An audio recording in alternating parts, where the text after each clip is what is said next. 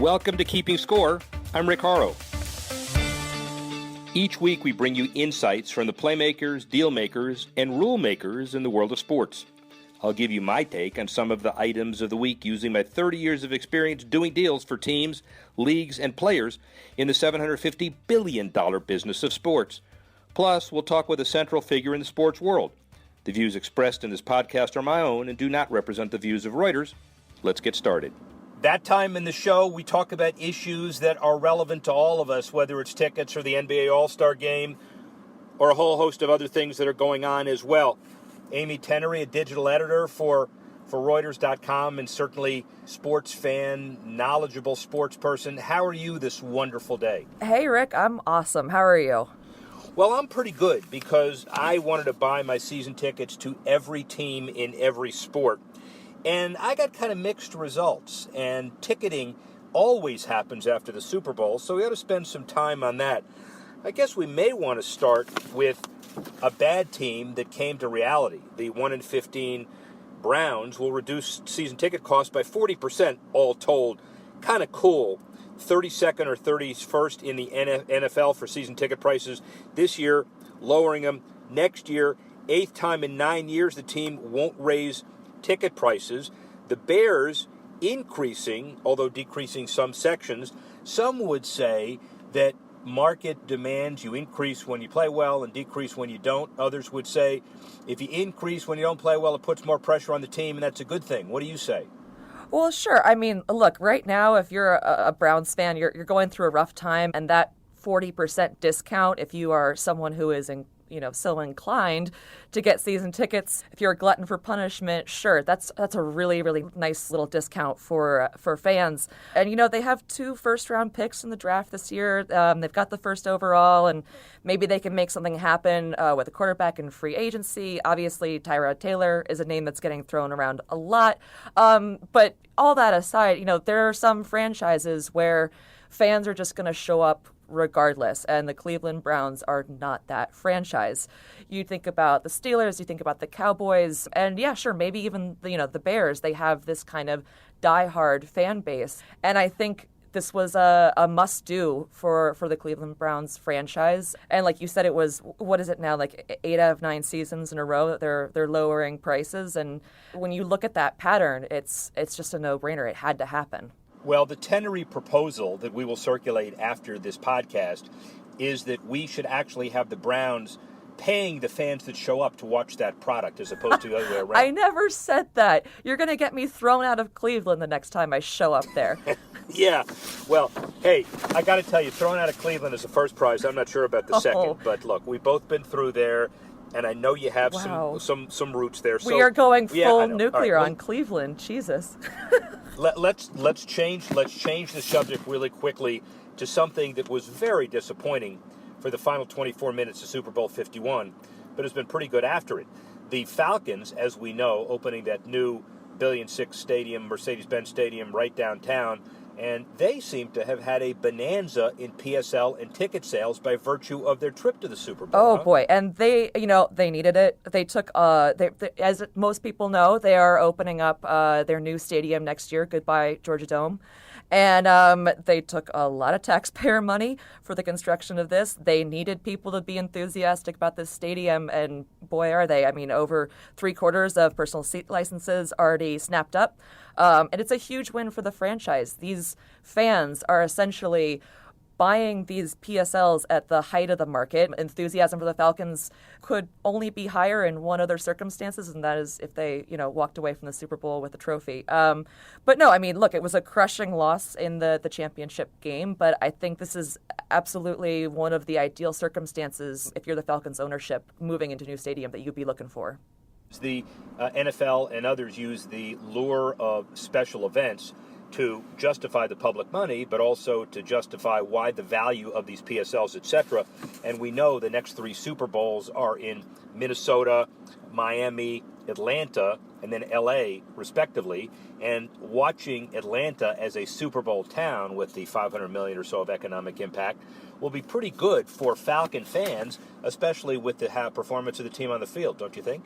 Yeah, I think so. And I think if you are somebody who's maybe a little bit, upset about the process of, how the new stadium got built, I know, it wasn't always the smoothest in the public eye. I think, having that economic impact of that Super Bowl certainly goes a long way. So I think that's fantastic. Well, let's go to the West Coast for a couple of ticket issues, too. Warriors, best team in basketball. Ticket prices reflect that, some say, up to 15 to 25%. By the way, courtside seats now cost you $715. A lot of money for a regular season game. I'm surprised it's not higher, if I'm being totally honest. I mean, look, they're leading the Western Conference, and they've got, the biggest stars in the league who aren't named LeBron. Yeah, and by the way, the bottom line also is that they now have the chance to leverage their new opening of the Chase Center, which is the arena that'll be on San Francisco Bay that'll be open in 3 years, and they can say, get on the waiting list for that, and if you buy your seats now, you have preferred seats in the new arena, which is always a neat trick for an NBA franchise. Oh, definitely. I think it's this is the exact kind of momentum that you're looking for if you are the Warriors franchise. This is great for them. And then finally, on the West Coast NFL search, the Rams finally did the right thing, and they told their season ticket holders, we are not increasing season ticket prices until 2019, maybe earlier, but certainly then, that when the $2.6 billion monstrosity opens, the prices will go through the roof, but at least we understand that prices then are tailored maybe not to performance on the field, but certainly a new wonder of the world. Well, is that how long it's going to take for Jared Goff to get in playing shape? Because that timeline sounds about right. They had an unfortunate debut in their new hometown. So again, I think this is just a little bit of goodwill, I think, for the new fan base, the new city, and I think it's the right move for the franchise. I think with Jared Goff, the Rams are trying through the competition committee to change the rules where they play flag football so he doesn't get sacked 400 times a year, which may help him, certainly won't help the Rams. Something. And we're going to go through this, Anything. Amy, a lot. As we go through issues, I think the bottom line of all this is supply and demand, and teams need to not take advantage of fans, but also we understand that tickets are one of the major revenue sources, and if you don't do it correctly, you may be penny wise but pound foolish down the road if you get a whole boatload of money this year, but nobody cares about you down the road, 100%. You have to play the long game. The long game, and you got to get there in different ways. We get there by car, we get there by football. Now we get there by drone. Now, we've talked about this before. We've had Matt Higgins, who is Steve Ross's co-founder of RSV and now a major investor. But of all of our topics we want to talk about this week, Amy was especially turned on by the Drone Racing League and the sponsorship with Allianz, a $10 million deal over 2 years. What do you think?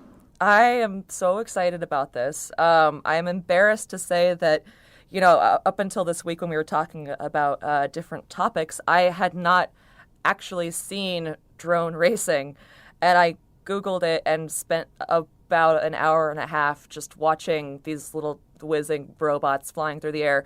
I'm really big on this. I think it has a lot of potential. I think this sort of $10 million bet by Allianz speaks to that. Esports is becoming a bigger and bigger business, and this to me feels like it could be the logical next step for people who are enthusiastic about that that particular market. Well, all in for a niche sport that requires at least two things. One is corporate partnership / money and television. And, of course, this has Sky Sports and ESPN behind it, so we wish it nothing but success. And speaking of television, we're off to New Orleans for the All-Star game. I had booked my flight to Charlotte, but I guess the bathroom bill waylaid that, and now the NBA All-Star Weekend and its $80 million of economic impact is going to New Orleans this week. Interesting change of venue, right?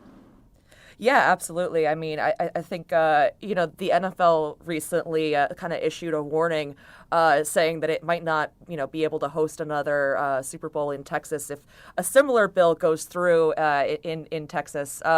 This bathroom bill has been, I think, a real blight on the state for its economic impact. A lot of, NCAA, I know, is reluctant to host events there. Now we have another potential revenue maker that is moving its business to another state. So I think it's having a big impact on them. And I don't know where the pain point is for them. I don't know when it's going to start changing people's minds. I don't know. What's your feeling? Well, my feeling is that this is a pain point. Now, when you look at the ACC tournament basketball, which is usually in Greensboro, but it's in the Barclays Center in Brooklyn this year, and on and on and on, they're past their pain point. And I think what happens is when there is a game of chicken and the leagues and the sports industry flexes their muscles, the politicians see this just like as a convention, everything else. It's economic impact. And, one of the things we know is that New Orleans certainly can put on a good basketball party. So they had it 2 years ago there, and they're having it again, and I'm sure it'll be successful. Big time NBA weekend, right? Absolutely. I mean, I happen to love New Orleans. As long as we're spending the podcast weighing in on American cities, New Orleans is great. They've obviously hosted Super Bowls in the past, done a great job. So I have no doubt that it's going to be a great time. I'm actually pretty jealous of you right now. The NBA is only going to party in New Orleans. The owners are going to gloat and figure out how to gobble up some other revenue with what? With jersey patches. The Sixers did a pioneering deal with StubHub, the first one of many. GE lent their blue chip expertise to being the sponsor for jersey patch of the Boston Celtics. Blue Diamond, kind of weird, but the Sacramento Kings. And then a deal with Infor, a software company, and the Brooklyn Nets. It may be up to $8 million annually. So we may not like the patch idea, but we certainly like the dollars if we're NBA owners, don't we? I think so, and I know there's been a lot of controversy about this, but is the patches, they're not a new thing in sports. You look at professional soccer, you look at the WNBA. This is something that's been going on in the WNBA since 2011. 10 out of the 12 teams started with these sponsorship patches, and it's made an undeniable impact. Upwork has the world's largest network of independent professionals. So if you need a UI designer, hey guys, Kevin, a full-stack developer, this is Madeline, or a whole team of designers and developers working together, hey, you've got the full team here. Myself, Rachel, Adam, and Stephanie. Hey-o. Hey everyone. Hey, how's it going? Hi. Upwork has agencies too, available for 6 weeks or 6 months. When you need in-demand talent on demand, Upwork is how. Impact on the league. Now, it's the same sport, different set of circumstances. They've obviously struggled in their 2-decade-plus existence as a league to get fans and seats. But I think that it's a good model for what the NBA could do going forward, even more broadly. Well, and you have some reporting. I know that there were some issues heading into the All-Star week about the NBA Development League. What do you have for us? The Associated Press actually reported that the NBA Development League is now going to be the NBA Gatorade League. And it's a deal that's going to go across the board in how it's marketed, logo, jerseys. I think the NBA D-League wasn't maybe the best name. I hear D-League, I kind of think D-List. So maybe they can pull this off, but I think it's just showing the NBA is perhaps more broadly embracing this kind of corporate labeling on their programs, on games, jerseys, signage, you name it. We talk about awareness, and jerseys do it for some people, and for others, it's the leadership and using sports as an opportunity to do great things. Grand Canyon University, when it started as a small religious institution, had 1,000 people on campus. Now it's 16,000 online, 12,000 to 55,000 now.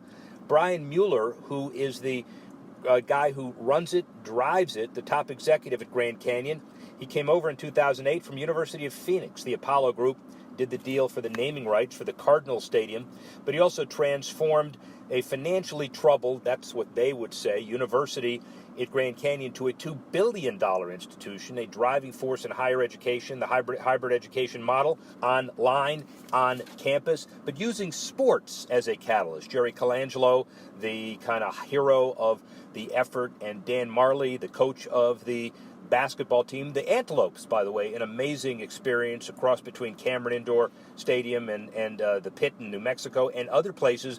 This is a good example of higher education at its finest, online and on campus, coupled with using sports as a catalyst to generate awareness and change. The guy who was the architect of all of this, Brian Mueller.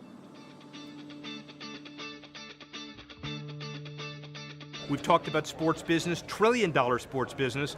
We're here at a sports conference. It's Sports Day in the Sun at Grand Canyon University, the Colangelo School of Business, co-sponsored by Guggenheim Life, Dan Tauris, and the person really who has made all of this possible, Brian Mueller, Grand Canyon University. Thank you, Brian, for having us here. Appreciate that. Fantastic. Anytime you want to come back. Thank you for being here. Okay, I'm coming back. I guarantee you coming back. So talk a little bit about where this school has been and your role in basically putting this together from your old University of Phoenix days to today. Well, this was a great place for decades. 50s, 60s, 70s, and 80s. It was a small private Christian university founded by Southern Baptists, usually about 1,200 kids on campus, 95 acres. Great place, but always, from a financial standpoint, in somewhat jeopardy. In 2008, it was nearly bankrupt. There were 900 students on campus. There was a lot of debt, about ready to close down. We came in with a plan to go to the public markets to get access to capital. We did that in 2008. We got a public offering out. We got $254 million. We put $100 million into technology. We built the world's largest platform to deliver education online to working adult students. That was successful. That became profitable. And in the last 6 years, we put $900 million into this campus. We've grown from 900 students to 17,500 students, from 90 acres to 300 acres. We're going to go from 300 acres to 400 acres and to about 25,000 students in the next 4 to 5 years. So this has been the combination of an education story, certainly a free enterprise story, and in some instances even an athletic story. So you got your training at Concordia and University of Phoenix for a number of years. The vision is the most amazing thing because it's really a hybrid between all of these students, which are, how many students on campus now? Almost 18,000. 18,000 on campus, and how many online? 65,000. So that's not the University of Phoenix model, which is pure online, and that's not the model of just having everybody bricks and mortar. What was the vision that caused you to create this hybrid model? Higher education is in trouble. It's way too expensive. It takes too long. It doesn't address the needs of the economy in a direct enough way. And so we wanted to come up with a new financial model that was not taxpayer dependent, it was not donor dependent, and it was not expensive from a tuition standpoint. We were going to use public dollars to get access to capital to build it out. Then the hybrid campus would allow us to leverage an infrastructure that included both 65,000 students online as well as 18,000 students on the ground, which would create leverage, create economies, and make it very inexpensive. We haven't raised tuition in 8 years. And so as we're growing, we're able to do it in a profitable way without raising tuition and keep building out. We've put $900 million into this in the last 6 years, and we'll put another $400 million in the next 4 years. So you started this dream in 2008. It's been 9 years. The numbers are incredible. How important has sports, broadly defined, been to this mission? Broadly defined is right. We put things in 3 categories. Everything we do academically is the most important thing. Everything that we do from a spiritual perspective, and then in the middle, everything we do from a performance perspective. And so for performance for us means music, theater, dance, debate, as well as athletics. We started out as a Division II school. We won 2 Directors' Cups at the Division II level, and then we transitioned to Division I. We've got 21 Division I athletic programs, and our goal is to be in the top 25 in every one of those programs. We're building out facilities, we're hiring great coaches, and we're building a community from an athletic perspective that's infectious. It's amazing how our athletes support each other, but it's also amazing how our students get behind our athletes and our athletic programs. And so attendance and the building of community is an interesting story here. Attendance, but also awareness, which is really important as well. Having Jerry Colangelo be one of the shining lights from the sports perspective, we'll talk about the School of Business in a minute, and then getting Dan Marley and basically committing to be a top 25 program, that's not easy. Congratulations. Doesn't happen overnight either. It's not easy, but I'm telling you what, there is no more powerful combination that you could think of in Arizona than to have Mr. Colangelo as part of our program, who's one of the most powerful men in sports in the world, but unbelievably well thought of in Arizona. I mean, he's an icon here with what he's done with professional sports, real estate, downtown. I mean, he's probably the most well-known, influential person in Arizona. There's only 6 or 7 icons in the history of Arizona from a sports perspective. Randy Johnson, Kevin Johnson, Kurt Warner, Charles Barkley, Dan Marley. Yeah. But for us to have Dan Marley as our head coach, not just because he's unbelievably well thought of here in Phoenix, his work ethic, his commitment, his team commitment, his commitment to the community, but then what people don't know is how good a basketball coach he is. He's really good. He is really good. And he is absolutely capable of taking us into the top 25 in the country. Well, you got your own cult following in the building, and it's an incredible, you've snuck up on a lot of teams. When are you eligible for the tournament? What's the long-term goal? What have you told Dan Marley? What have you told Jerry Colangelo? Well, I don't tell him anything. I just beg him to stay. But the fact that last year in our third year of transition, Dan's team was 27-7. This year in our fourth year of transition, we haven't been able to recruit yet by telling kids we're eligible for the tournament. We've already beat San Diego State at home. Okay. Played Louisville to a 9-point game. Yep. Played Arizona to a 9-point game on the road. I mean, it's just amazing what he has done in 4 years. Now that we're eligible for the tournament next year, the recruiting's going to pick up, and so the future's very bright. And what's it like to have Jerry Colangelo on the phone with people in Africa and all over the world saying, yeah, I'm going to bring this kid in. It's his contacts are amazing.